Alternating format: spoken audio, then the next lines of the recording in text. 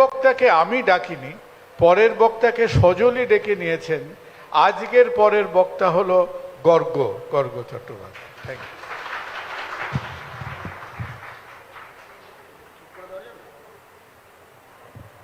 ঠিক আছে।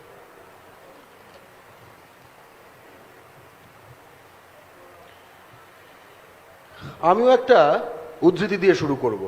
উদ্ধৃতিটা আচার্য প্রফুল্লচন্দ্র রায়ের, কদিন আগেই জন্মদিন গেল। উনি বলেছিলেন, বাংলা থেকে অবাঙালির উপার্জিত প্রতিটি অর্থ বাংলার সন্তানদের মুখ থেকে কেড়ে নেওয়া অন্যের সমান। আমার এই কথাটা মনে পড়ছিল যখন আমি একটা রিক্সা করে পঞ্চসাগরে যাচ্ছিলাম, তখন রাস্তায় একটা গাড্ডা থাকার ফলে দুম করে রিক্সাটা পড়লো এবং রিক্সা চালক বললো এটা আমার বুকে লাগলো গিয়ে, কারণ এটা যদি ভেঙে যায় আমাকে যে সারাতে হবে এবং তখন সংসারটাই ভেসে যেতে পারে। তখন আমি ভাবলাম, এই রিক্সা চালক তো আসলে এমন একখানা মাটির মালিক যেখানে তেল আছে, কয়লা আছে, পাট আছে, চা আছে, বন্দর আছে, এশিয়ার সর্ববৃহৎ হোলসেল মার্কেট আছে। তাহলে তার এই বুকে লাগছে কেন এবং ওই রাস্তাটার ওই জায়গাটাও ফাঁকা কেন? খুব স্পষ্ট কথা। কারণটা হচ্ছে এগুলি বাংলায়, কিন্তু এগুলি বাংলার না, এগুলি বাঙালির না।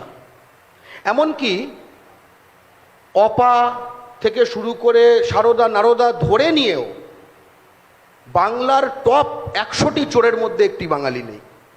ভাবতে পারেন, বাংলার টপ 100টি চোরের মধ্যে কোনো বাঙালি নেই।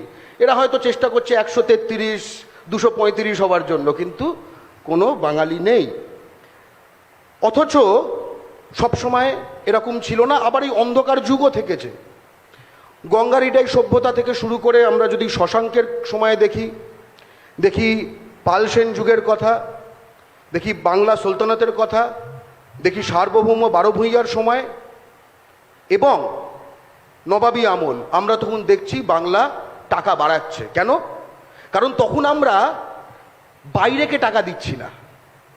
তখন কোনো লন্ডন নেই, তখন কোনো আগ্রা নেই, তখন কোনো শাহজাহানাবাদ নেই, তখন কোনো দিল্লি নেই। তখন বারবার করে আমাদের টাকা বাড়ছে। আর ধ্বংস হয়ে যাচ্ছি কখন আমরা? যখন মোগলরা, যখন আকবর লুটছে, যখন জাহাঙ্গীর লুটছে, যখন ব্রিটিশ লুটছে। যখন ব্রিটিশ লুটছে তখন 1770 ইংরেজিতে বাংলার 1/3 মানুষ খুন হয়, মারা যায় ব্রিটিশদের দ্বারা, 1/3। 1943-এ 60 লাখ মানুষ বাঙালি মারা যায় এই বাংলায়, হ্যাঁ, ব্রিটিশদের সাহায্যে এবং বড়বাজারের কালোবাজারি এবং মজুদ্দারদের সাহায্যে, যারা কিনা ব্রিটিশরা চলে যাওয়ার ফলে বাঙালির রক্ত এবং লাশের ওপর অর্জিত টাকার ভিত্তিতে ব্রিটিশদের ফেলে যাওয়া শিল্প পরিকাঠামো কিনে নেয়। আমরা সেখানে চাকরি করি, আমিষ খাবার নিয়ে যেতে পারি না, ঠিক আছে? এবং ক্রমে তারা চাকরিতেও নেয় না, তারা নিজেদের লোকজন নেয়। এটাও আচার্য পূর্ণচন্দ্র প্রায় 100 বছর আগে বলে গেছেন যে তারা বঙ্গদেশে থাকলেও তাদের অর্জিত অর্থ বাংলার কোনো কাজে লাগে না। খুব স্পষ্ট কথা। যেরকম বাংলার বাইরে গৌরব যে পেয়েছে বাঙালিরা, সেটাও বঙ্গদেশের কাজে লাগে না আসলে। খুব স্পষ্ট কথা। আমরা একটা কথা বুঝতে পারছি এটা দেখে, বাংলায় জনবিন্যাস বদলাচ্ছে, বিশেষত শহরাঞ্চলে জনবিন্যাস বদলাচ্ছে। পুঁজিবিন্যাস বদলে গেছে, পুঁজির ওপর কার অধিকার বললাম, জনবিন্যাসটাও বদলে যাচ্ছে, কার অধিকার। এই আমরা যদি একটু কাছাকাছি যাই, বড়বাজারের কাছাকাছি ওই টেগোর ক্যাসেল জায়গাটায় আপনি বুঝতে পারবেন, দেখবেন বাইরে কিরকম শাড়ি ঝুলছে, অনেকটা আরা বালিয়ার পতাকার মতো দেখবেন শাড়ি ঝুলছে, ছাপড়ার পতাকার মতো শাড়ি ঝুলছে। আমি কদিন আগে দেখলাম হাওড়া স্টেশনেও এরকম শাড়ি, সায়া, জাঙ্গিয়া ঝুলছে ওপর থেকে। গতকাল আমি ছবিটা পেলাম, নিয়েছে ওটাও, ঠিক আছে? সবই যদি নিয়ে নেয়, সবই যদি এইভাবে চলে যায়, তাহলে এর সমাধান কি? বর্তমানটা কিন্তু অন্ধকার। অনেকে বর্তমানের কথা বলছেন, আমি খুব বলছি, হ্যাঁ, বর্তমানটা অন্ধকার। কারণ শক্তি হচ্ছে পুঁজি এবং সংখ্যার গুণিতক। পুঁজিটা এরা ঝেড়েছে, সংখ্যাটা এরা বাড়াচ্ছে। তাহলে বাঙালিকেও সেই পুনর্দখলের লড়াইতে ক্ষমতা পেতে আসলে পুঁজির পুনর্দখল এবং এই সংখ্যা বিন্যাস বদলটাকেও আসলে আটকাতে হবে কোথাও। খুব সহজ, এটা অঙ্কের মতো। আমরা যদি দেখি বাংলা একখানা নেট ইমিগ্রেশন স্টেট, অর্থাৎ এখান থেকে অনেক মানুষ বাংলার বাইরে যায়, বাঙালি ছেলেমেয়ে বাংলার বাইরে যায় কাজ করতে, বৃদ্ধাশ্রম হয়ে যাচ্ছে বেশ কিছু শহরাঞ্চলের এলাকা। আচ্ছা, আপনি বলতে পারেন বাঙালি ঘরগুলোই বৃদ্ধাশ্রম হয় কেন? যারা নাকি 100, 150, 50 বছর ধরে বাংলায় আছে তাদের বাড়িগুলো কিন্তু বৃদ্ধাশ্রম হয়ে যাচ্ছে না। তার মানে এমন একখানা বেকারত্ব তৈরি হচ্ছে যেটা শুধু বাঙালির দিকে নির্দিষ্ট। আবার এখানে যদি কিছু নাই থাকতো তারাই বা আছে কেন, আর তাদের ভাই বেড়াদাররাই বা আসছে কেন? খুব স্পষ্ট কথা। অর্থাৎ আমাদের দরকার ভূমিপুত্র সংরক্ষণ। বাংলায় বেসরকারি কাজে ভূমিপুত্র সংরক্ষণ চাই, বাংলায় ভূমি সংরক্ষণ চাই, কারণ জমিগুলো পাচার হয়ে যাচ্ছে।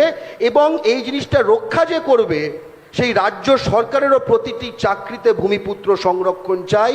বাংলা একমাত্র রাজ্য যেখানে বাংলা ভাষা বাধ্যতামূলক নয় রাজ্য সরকারি চাকরি পেতে, WBCS হতে। বিহারে হিন্দি বাধ্যতামূলক, উড়িষ্যায় উড়িয়া বাধ্যতামূলক, তামিলনাড়ুতে তামিল বাধ্যতামূলক, পাঞ্জাবে পাঞ্জাবি বাধ্যতামূলক, গুজরাটে গুজরাটি বাধ্যতামূলক। মানে সবার বাড়ি বাড়ি, আমার বাড়ি হোটেল। এটা তো হতে পারে না। আমার কুকুর কুকুর, তোমার কুকুর টমি, এটা তো হতে পারে না। আমরা এই তো কোথায় অন্ধকার বললাম, কিন্তু তাহলে বলবো কেন ভবিষ্যৎ উজ্জ্বল? কারণ বাঙালি জাতীয়তাবাদের ঝড় এসেছে। বাংলার মাটিতে বাঙালি জাতীয়তাবাদের ঝড় এসেছে। বাঙালি যুব সমাজ কিন্তু এখন আর সিম্পল লিভিং, হাই থিঙ্কিং, ঠিক আছে, ফাটা জামা, মাস্টার মশাই, একটা চশমা এরকমভাবে সুতো দিয়ে লাগানো, এসব দিয়ে হবে না। বাঙালি যুব সমাজ ক্ষুধার্ত হয়ে উঠছে। নিজের মাটিতে নিজের অধিকার সে বুঝে নিতে চায়।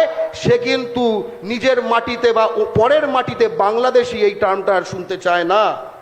তাই বলছি, ভূমিপুত্র সংরক্ষণ সময়ের দাবি এবং এটা অর্জন আমরা করবই। ভূমি সংরক্ষণ সময়ের দাবি, এর অর্জন আমরা করবই।